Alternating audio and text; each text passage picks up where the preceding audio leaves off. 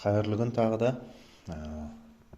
Бүгінгі біздің өтетін тақырыбымыз ол жасанды интеллекттің Google компаниясын жасап шығарған жасанды интеллекті Gemini туралы болмақшы. Gemini ол қалайынан істелінеді? Егер біз Google-ға или немесе Яндекс бар, кез келгені Gemini деп жазсақ, бізге осындай поисковый строкадан осындай жасанды интеллект шығарып береді. gemini.google.com деген.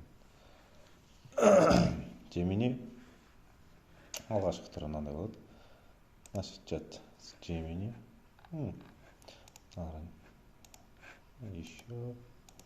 Еще использовать Gemini. И продолжить. Тура біздің алдыңғы сабақтағыдай Copilot жасанды интеллектіне ұқсайтын болады. Негізі ол қазіргі уақытта Google ассистенттің де рөлін атқарып жүр. Бұның екі версиясы бар. 1.5 Flash, 1.5 Pro. 1.5 Pro ол бізде платный версия болып табылады. Ол ай сайын көріп тұрамыз, 10 000 теңгенің жобасындағы болады. Енді Gemini'дің басқа жасанды интеллектердің қандай айырмашылығы бар, қандай артықшылығы бар, соны көретін боламыз қазір. Ол міне мына жерде де бізде егер Google-ның өзіне кіретін болсақ, осы жерден тұратын Gemini деп аяқтарға да тұрады. Жақсы. Енді Gemini туралы бұған тоже өзің туралы айтшы деп көрейік.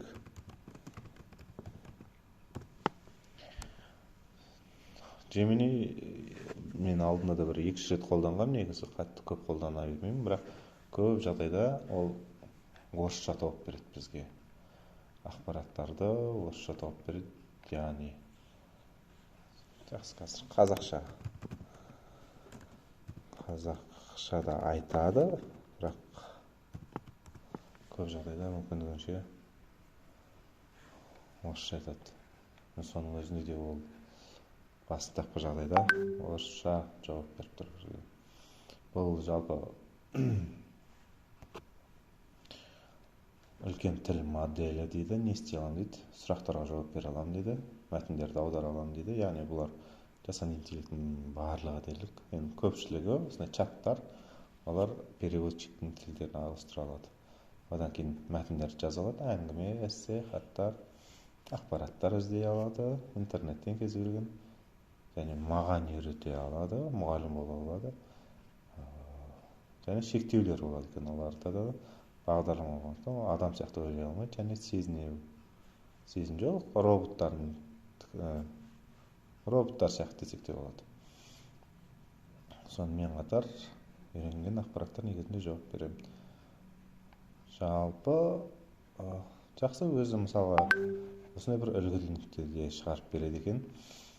Біз бұдан сұрақ көрейік.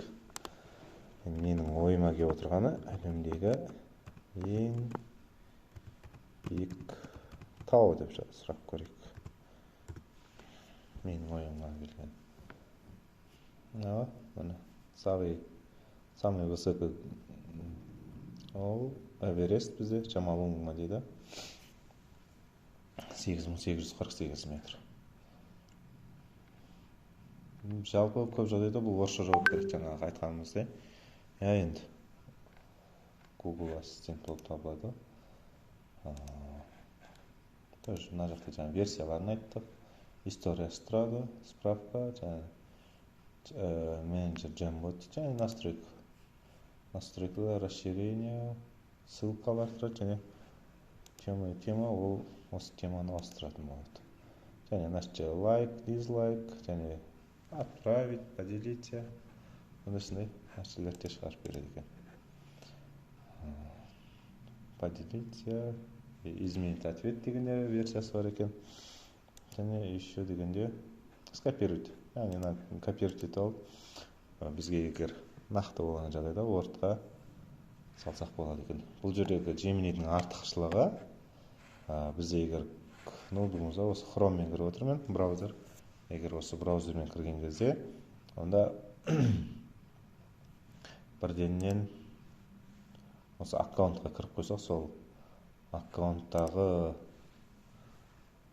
сол аккаунтпен Gemini'ға бірденен кіріп кете алады. Бізде қайта-қайта регистрация жасалып, қайта-қайта басына кіріп шығу деген нәрсе болмайды. Және қазіргі уақытта уже Google-дың мынандай приложениелерінің қатарына кіріп кететін мысалға. YouTube, почта біз көп пайдаланатынымыз, карта бар, Google карта, Play Market бар, сол сияқты солармен бірге.